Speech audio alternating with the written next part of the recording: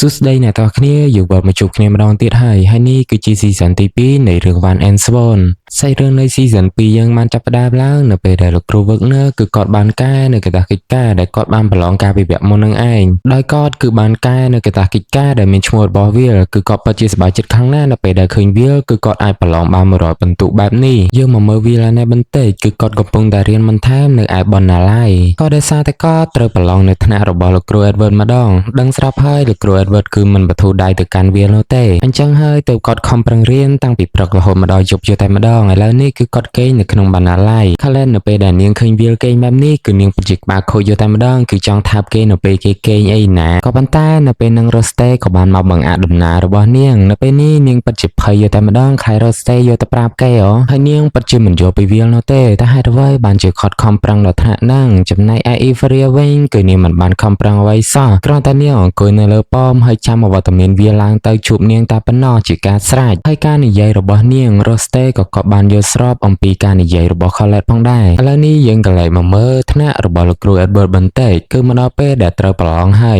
បេក្ខជនគ្រប់គ្នាក៏បានចូលមកដល់ក្នុងថ្នាក់រៀងៗខ្លួនផងដែរហើយការប្រឡងក៏បានចាប់ផ្ដើមឡើងគ្រប់គ្នាគ្រាន់តែឃើញវិញ្ញាសាយើងស្លាងកាំងបន្តិចដែរសូម្បីតែ Sion ក៏កត់ព្រួយបារម្ភអំពីវាផងដែរដោយសារតែវិញ្ញាសាហ្នឹងគឺពាក់ព័ន្ធទៅនឹងការពន្យល់អំពីវេទមន្តនៅពេលនេះទោះបីជាគាត់មិនអាចប្រើប្រាស់នៅវេទមន្តបានក៏ដោយក៏គាត់ខំប្រឹងតែសេនៅអ្វីដែលគាត់ដឹងអំពីវេទមន្តឥឡូវនេះលោកគ្រូនឹកវះគឺគាត់ពិតជាខឹងទៅកាន់លោកគ្រូ Edward ជាខ្លាំងដោយសារតែគាត់ដាក់វិញ្ញាសាបែបហ្នឹងនៅក្នុងការប្រឡងហើយគាត់ក៏បានតបមកវិញផងដែរថាមនុស្សដែលមិនមានទេពកោសល្យខាងវេទមន្តមិនអាចឡើងទៅលើប៉មបាននោះទេហើយវាឡើងនេះវិញគឺគាត់ពិតជាខឹងទៅកាន់លោកគ្រូ Edward ជាខ្លាំងដោយសារតែគាត់ដាក់វិញ្ញាសាបែបហ្នឹងឲ្យគាត់ប្រឡងមកមើលនៅក្នុងសាលធម្មនេះវិញពួកគេក៏បានចាប់ផ្ដើមឡើងនៅក្នុងពិធីជប់លៀងរបស់ពួកគេហើយឥឡូវនេះអ្នកទាំងអស់គ្នាក៏បានដើររវាលផងដែរក៏ប៉ុន្តែគឺមិនដឹងថាគាត់នៅកន្លែងណានោះទេហើយពិធីករនៅក្នុងពិធីជប់លៀងក៏បានរៀបរាប់អំពីប្រមាណសតវត្សមុនដែលពួកគេមិនអាចមើលឃើញនៅពន្លឺថ្ងៃនឹងឯងចំពោះពិធីជប់លៀងនឹងផងដែរគឺគេធ្វើឡើងដើម្បីរំលឹកអំពីថ្ងៃដែលពួកគេអាចមើលឃើញពន្លឺថ្ងៃជាលើកដំបូងហើយនេះជាមេជាវ៉ាន់ដាទាំង5នាក់នាពេលបច្ចុប្បន្នចំណែកឯវាឡាននេះវិញគឺគាត់ឃើញអ្វីមួយដែលខុសប្រក្រតីខ្លាំងមែនទែនហើយនៅក្នុងពិធីជប់លៀងនៃសាធម្មនេះវិញគឺមានបិសាចជាច្រើនមកអុកឡុកនៅក្នុងពិធីជប់លៀងរបស់អ្នកទាំងអស់គ្នា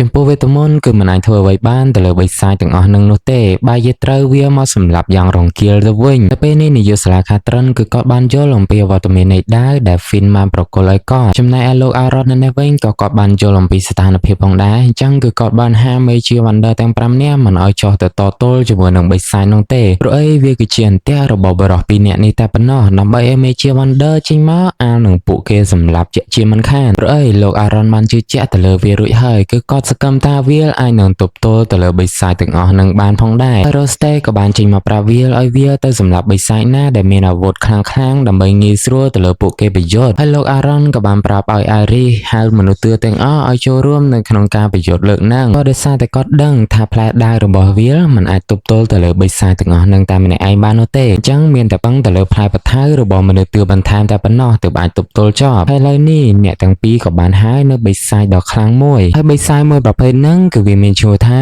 Devander ចំពោះ credit របស់វាគឺគេមិនតាន់ឲ្យដឹងនោះទេតែដឹងត្រឹមថាសមត្ថភាពរបស់វាអាចសម្រាប់មេជា Wonder ចំនួនមុនបានថែមទៀតផងឥឡូវនេះវាគឺគាត់ពិតជាពិបាកប្រយុទ្ធខ្លាំងមែនតើដោយសារតែគូសត្រូវរបស់គាត់ដែលបានវាយគាត់នេះគឺពិតជាខ្លាំងជាងគាត់រាប់រយដងទៅទៀតចំពោះការបំលាស់ទីវិញគឺពិតជាលឿនខ្លាំងណាស់ហើយឥឡូវនេះគឺពិតជាសូយធំថែមទៀតហើយគឺវាបានស្រូបវេទមន្តរបស់បិសាចជាច្រើនយកមកដាក់ខ្លួនវាដើម្បីវាអាប់ក្រេតខ្លួនវាឲ្យខ្លាំងជាងមុនផងដែរហើយអ្នកដែលនៅចិត្តខ្លួនវាទាំងប៉ុន្មានគឺសិតសឹងតែត្រូវរបួសទាំងអស់ឥឡូវនេះ Roste ក៏បានព្យាយាមបញ្ចូលវេទមន្តរបស់គាត់ចូលទៅក្នុងដាវរបស់វាក៏ប៉ុន្តែត្រូវបានបិសាចមួយហ្នឹងកាប់ឲ្យដាច់ដៃមួយជំហានផងដែរនៅពេលនេះវាគឺគាត់ពិតជាខឹងមួយកម្រិតទៀតហើយក៏ប៉ុន្តែគឺគាត់មិនអាចធ្វើអ្វីបានទៅលើបិសាចមួយហ្នឹងបាននោះទេព្រោះអីវាខ្លាំងជាងគាត់ទៅទៀតនៅពេលនេះគឺគាត់ធ្លាក់នៅក្នុងគ្រោះថ្នាក់ហើយក៏ប៉ុន្តែត្រូវបាន Roste មករងផ្លែដាវរបស់បិសាចនឹងជំនួសតែពេលដែលវាគាត់ឃើញបែបនេះគឺគាត់បន្ទោសខ្លួនឯងជាខ្លាំងដោយសារតែគាត់មិនអាចប្រើប្រាស់វេទមន្តបានទើបគាត់មិនអាចការពារមនុស្ស ជំវិញខ្លួនគាត់បានសូម្បីតែមិត្តភក្តិជិតស្និទ្ធដូចជា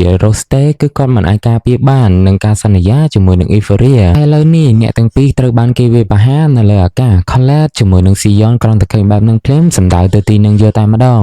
ហត់ណាស់វើយហើយអាកត់នេះក៏បានប្រមូលនៅ energy របស់គាត់យ៉ាងច្រើនដើម្បីបាញ់សម្ដៅទៅកំពែងរបស់សាលារៀន Ricarden អ្នកអធិប្បាយក៏ចង់ទប់ទល់ដែរក៏ប៉ុន្តែត្រូវបានបិសាច Day Wonder វាប្រហារមកវិញឥឡូវនេះលោកគ្រូ Edward គឺបានស្នើសុំឲ្យមនុស្សទឿទាំងអស់ចូលរួមការប្រយុទ្ធសាជាថ្មីនៅក្នុងអំឡុងពេលដែលពួកគេប្រកែកគ្នាស្រាប់តែមានបិសាចមួយលេចមកក៏បានវាប្រហារទៅលើអ្នកស្រីភោជនីយដ្ឋានក៏ប៉ុន្តែត្រូវបានលោកគ្រូ Edward ចូលទៅការពារគាត់ក៏បាននិយាយបន្ថែមទៀតថាយើងត្រូវតែការពារមនុស្សដែលទន់ខ្សោយនៅទីក្រុងមួយនេះចំណែក Finn នៅវិញគឺគាត់បានមកដល់កន្លែងកើតហេតុក៏ប៉ុន្តែគឺគាត់ឃើញតែដាវវាលជាមួយនឹងវ៉ែនតាគាត់តែប៉ុណ្ណោះនៅពេលនេះវាលជាមួយនឹងលោកគ្រូវឹកនោះគឺគាត់បានត្រូវរបួសយ៉ាងដំណំហើយគឺគាត់មិនអាចបន្តដំណើរទៅមុខទៀតនោះទេទោះបីជាគាត់ត្រូវរបួសយ៉ាងខ្លាំងក៏ដោយក៏គាត់នៅតែដើរមកលើកទឹកចិត្តវាលដើម្បីឲ្យវាលទៅប្រយុទ្ធនៅក្នុងការប្រយុទ្ធមួយនឹងទៀតព្រោះអីឥឡូវនេះអ្នកគ្រប់គ្នាគឺពឹងទៅលើវាលតែម្នាក់គត់ត្រាប់តែគាត់និយាយសុកសុកក៏គាត់ធ្លាក់ដៃនិងស្ងាត់មកយកតែម្ដងហើយនៅពេលហ្នឹងគឺ Finn ដើរមកល្មមហើយ Finn ក៏បាននិយាយថាគាត់មិនទាន់ស្លាប់នៅទេគ្រាន់តែគាត់សន្លប់តែប៉ុណ្ណោះសូម្បីតែ Finn ក៏គាត់ជឿជាក់ទៅលើសមត្ថភាពរបស់វាលដែរហើយវាលគឺគាត់មិនព្រមទទួលនោះទេដោយសារតែគាត់មិនអាចការពារមិត្តភក្តិគាត់បានផងហ្នឹងអញ្ចឹងមានអីដែលត្រូវគាត់ខ្លាំងនោះឥឡូវនេះ Finn គឺគាត់បានស្រាយចម្ងល់របស់វាលដែលគាត់បានឆ្ងល់ថាហេតុអ្វីបានជាដាវរបស់គាត់អាចយកធម្មពលរបស់អ្នកផ្សេងមកដាក់ក្នុងខ្លួនបានគាត់គឺមានសមត្ថភាពទៅលើដាវអញ្ចឹងគឺគាត់មិនអាចប្រើវេទមន្តបាននោះទេ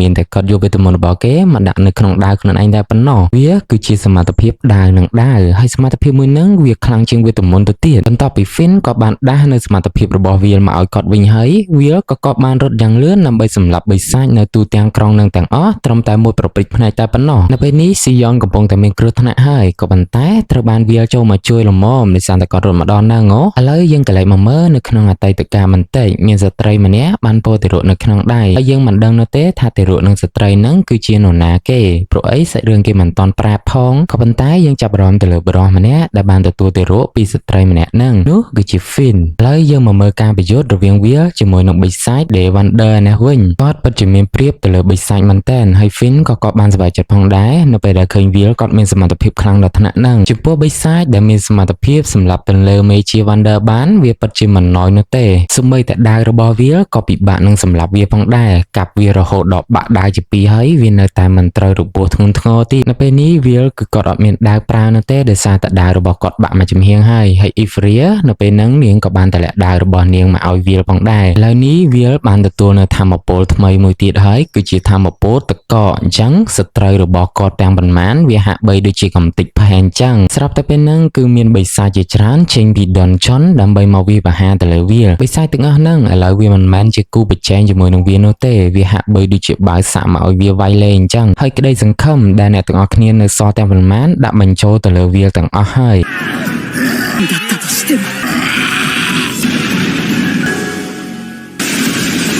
ហើយការប្រកួតមួយហ្នឹងវាជាអ្នកទទួលបាននៅជ័យជំនះហើយបរិះពីរអ្នកនេះពិតជាភ្ញាក់ផ្អើលណាស់នៅសមត្ថភាពរបស់វាហើយអ្នកទាំងអស់គ្នាដែលស្ថិតនៅក្នុងទីក្រុងមួយហ្នឹងនិងអ្នកដែលនៅកន្លែងកើតហេតុហ្នឹងក៏បានអបអរទៅលើការយកឈ្នះរបស់វាទៅលើបិសាចមួយហ្នឹងហើយ Finn ក៏បានអបអរទៅលើជ័យជំនះរបស់វាផងដែរហើយគាត់ក៏បានសម្លឹងទៅលើប៉មយ៉ាងចម្លែកមិនដឹងជាមានអត្ថន័យអីនោះទេហើយសាច់រឿងរបស់យើងក៏មកដល់កន្លែងស្លេះផងដែរបើសិនបើខ្ញុំនិយាយទៅមានសម្លេងកន្លែងណាយ៉ាងរំខានអីខន្តីនៅអភ័យទោសផងណាអ្នកនរគ្នាហើយចំពោះអ្នកទាំងគ្នាណាដែលមិនទាន់ Subscribe ទេកុំភ្លេច Subscribe ឲ្យខ្ញុំម្នាក់មួយផងជួបគ្នានៅវីដេអូក្រោយទៀតបាយបាយអ្នកទាំងអស់គ្នា